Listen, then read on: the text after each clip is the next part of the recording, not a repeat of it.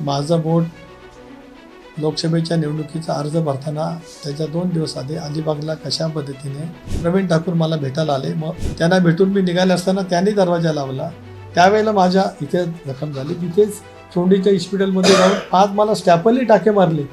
जखम होती अंगठ्याला आणि पट्टी लावली होती अनामिकेला. असा काहीसा प्रकार नंतरच्या त्या सगळ्या फोटोमध्ये आपण पाहतो आहोत. आता तटकरेंच्या मते तो फोटो मॉर्फ केलेला आहे. जे जखम आता अंगठ्याला झाली होती आणि ते बँडेज मात्र अनामिकेला दाखवलं गेलेलं आहे.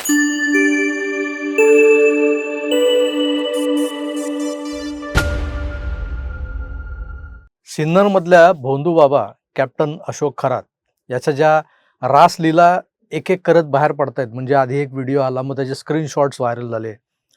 मग त्या स्क्रीनशॉट्समधून HD क्वालिटीचे फोटोज क्रिएट केले गेले. म्हणजे ती जी बाई होती त्या व्हिडिओतली, त्या बाईचा चेहरा स्पष्ट दिसेल अशा पद्धतीने ते स्क्रीनशॉट काढले गेले आणि मग ते सोशल मीडियावर व्हायरल झाले.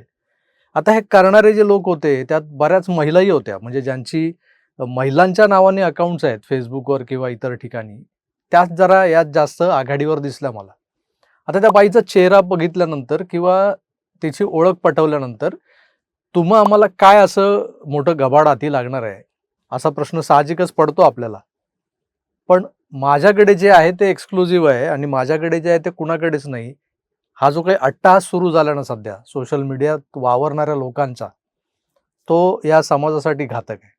या बाबाचे जे काही फोटोग्राफ्स आले, त्या बाबाबरोबर असलेली बाई अर्थात आपली चाकणकर बाई, त्या बाईच्या अनामिकेला झालेली जखम, त्यावरचं बँडेज आणि मग ते बँडेज सप्टेंबर ते डिसेंबर अशा प्रदीर्घ कालावधीसाठी बोटावर असणं आणि मग त्यामागची एक थिअरी, सोमवती अमावस्येला केलं जाणारं ते जारण मारण तंत्राचं एक उद्यापन, त्यावेळेला ती अनामिका कापून त्यातलं रक्त त्या काळ्या बाहुलीवर सांडणं आणि मग ती जी काही मनोकामना आहे ती मांडणं आणि त्यातून एक प्रकारचा अघोरी कृत्यांचा हा डाव मांडणं, हे सगळं आपल्याला आपल्या सुषमा अक्कांनी समजावून सांगितलेलं आहे. आणि त्यांचं जितकं नॉलेज आहे या सगळ्या गोष्टींमधलं, जे आधी त्या म्हणाल्या की मला यातलं काही माहीत नाही, पण त्यांनी अगदी रीतसर अभ्यास करून ते सगळं मांडलंय. कारण सुषमा अक्कांचं म्हणाल तर त्यांचा अभ्यास व्यासंग दांडगा आहे.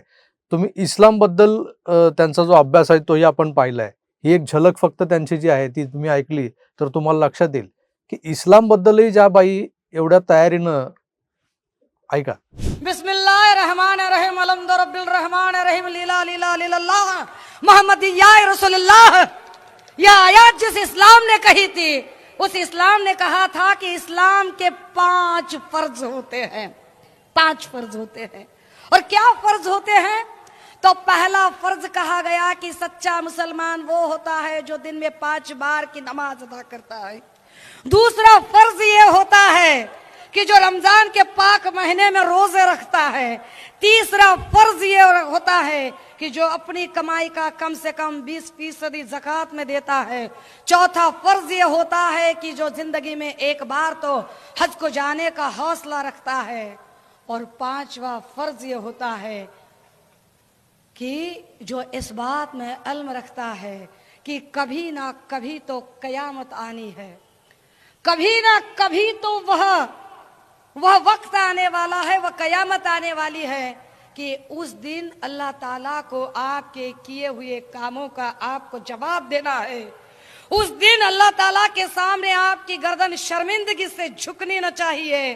तर अशा आपल्या सुषमा अक्कांनी चाकणकर बाईंच्या सगळ्या या ज्या काही लीला आहेत, धार्मिक आध्यात्मिक जारण मारण तंत्राबद्दलच्या सगळ्या लीला, त्या उघड केल्यानंतर अशाच पद्धतीनं अनामिकेवर जखम असलेला आणि त्या अनामिकेवर बँडेज लावलेला एक बुवाई आहे, एक नेताई आहे, ज्यानं एक इप्सित साध्य करण्यासाठी ही सगळी अघोरी पूजा जी केली होती आणि त्याचं फळ त्याला मिळालेलं होतं. आणि तो नेमका कोण आहे याबद्दल चर्चा सुरू होत्या. मग झालं असं, सोशल मीडियावर अशा पद्धतीनं फक्त हात, ते बोट आणि त्या बोटावरचं म्हणजे त्या अनामिकेवरचं बँडेज यांचे क्लोज शॉट्स घेतलेले जे काही स्क्रीनशॉट्स आहेत ते आपल्याला पाहायला मिळाले.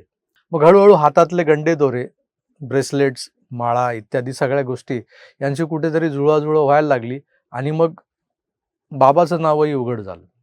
अर्थात ते या राज्यातले एक जबाबदार लोकप्रतिनिधी आहेत, सुनील तटकरे.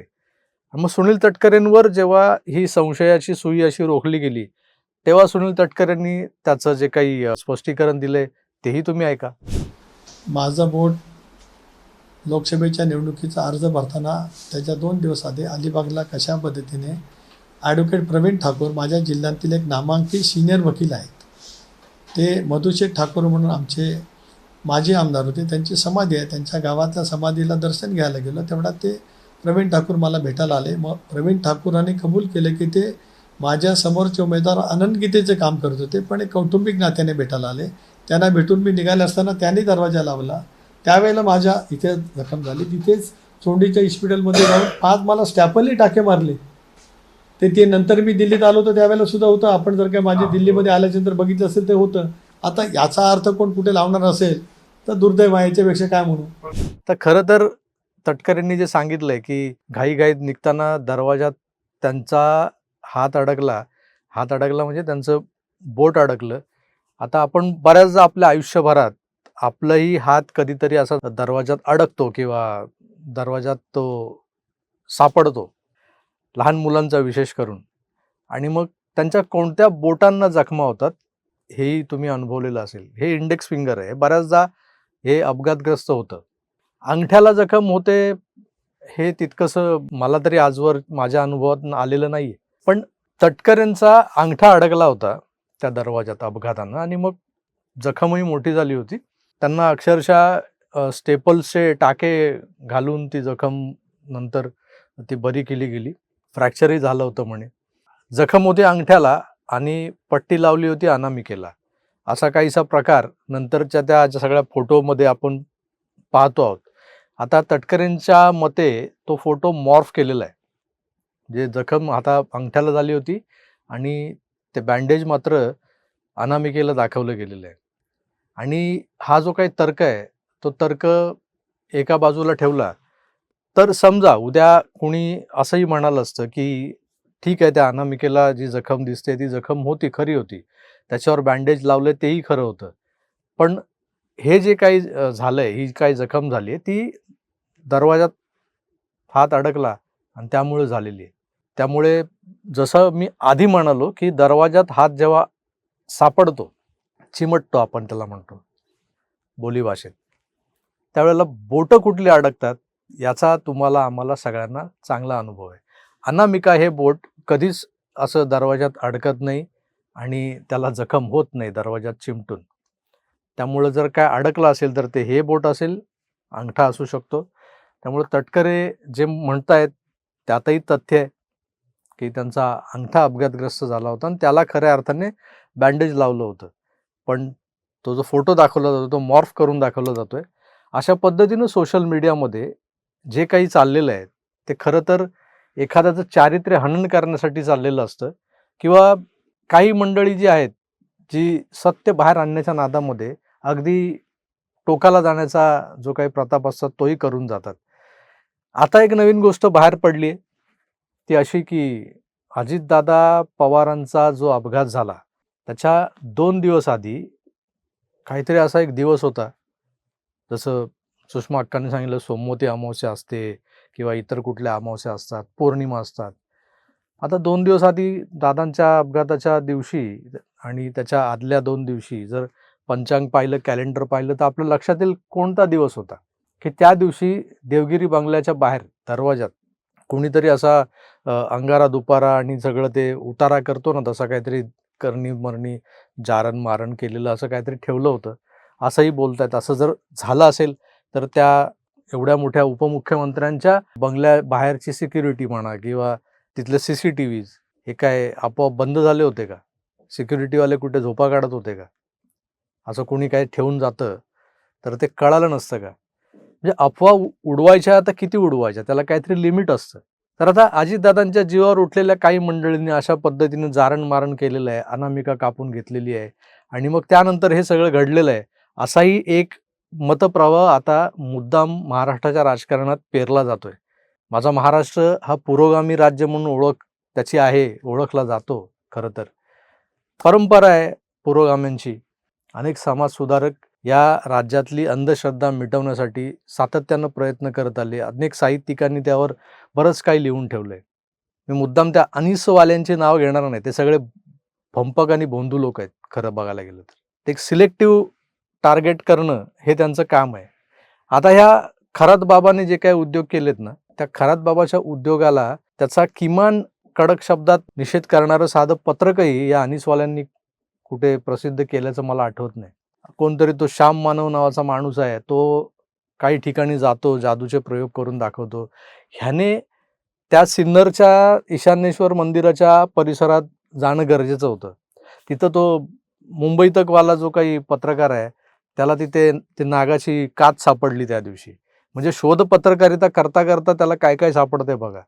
आमचा श्याम मानव जर तिकडे गेला असता तर त्याला अजून बरंच काही सापडलं असतं, पण तसं काही झालेलं नाही. त्यामुळे जारण मारण तंत्रमंत्र विद्या ही जी काय आहे त्याच्या आडून हा बाबा जे काही करत होता, एक प्रकारे त्याने या सगळ्या भोंदूगिरीला कॉर्पोरेट लेवलचं एक स्ट्रक्चर निर्माण करून त्याला कॉर्पोरेट चेहरा दिला होता.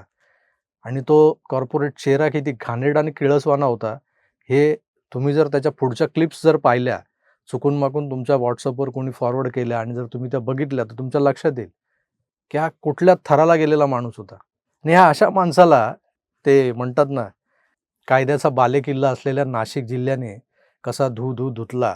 आता थोडक्यात काय, ते त्याला तुडवला, सुजवला आणि हा सुजवलेला जो काही बाबा आहे तोच हे जे काही गाणं आहे, कायद्याचा बालेकिल्ला नाशिक जिल्हा, हे असा गुणगुणत कसा बाहेर पडलाय तेही बघा. नाशिक जिल्हा कायद्याचा बालेकिल्ला,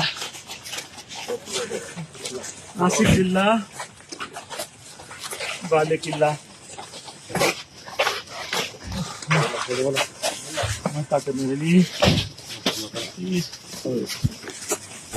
तर मित्र, देवाभाऊच्या राज्यात या सगळ्या भंपक, भोंदू आणि बोगस गोष्टींना कुठेही थारा नाही.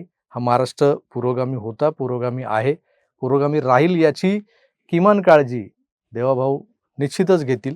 आणि त्या दृष्टीनं त्यांनी टाकलेली जी पावलं आहेत, आता यातले राजकीय अँगल वगैरे यावरही आपण बोलणार आहोत, नक्कीच बोलू.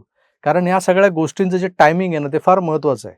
हा भोंदूबाबा अशोक खरात महिना झाला भारत सोडून पळून जाण्याच्या मार्गावर होता, पण त्याला कसा अडकवून ठेवला होता, त्याला काय काय ट्रॅप लावले होते त्याच्या आजूबाजूला. म्हणजे महिनाभर आधीपासूनच तो हे मरण याची देही याची डोळा भोगत होता. त्याला कल्पना होती मला कुठल्याही क्षणी अटक होणार आहे, कुठल्याही क्षणी मला हे सुजवणार आहे आतमध्ये नेऊन. पण ते सगळं महिनाभरासाठी सगळं सुरू होतं. या महिनाभरात काय काय घडलं, त्याला राजकारणाचे काय काय कंगोरे आहेत, त्या सगळ्या गोष्टींमागे हे जे काही कंगोरे, वेगवेगळे पदर, ते सगळे उलगडणं गरजेचं आहे. ते नक्कीच उलगडू. पण सातत्यानं या सगळ्या गोष्टींमध्ये राजकारण शोधत राहणं हे मला तेवढं पटत नाही. त्यामुळे आता जे काही माझ्या समोर दिसतंय ते मी तुमच्यासमोर मांडलंय. तुम्हाला कसं वाटलं कमेंट्स करून जरूर कळवा. मी तुर्तास इथेच थांबतो. पुन्हा भेटूच, तोवर आपली काळजी घ्या आणि पाहत राहा आपलं आवडतं यूट्यूब चॅनल आकार DG9. धन्यवाद. नमस्कार.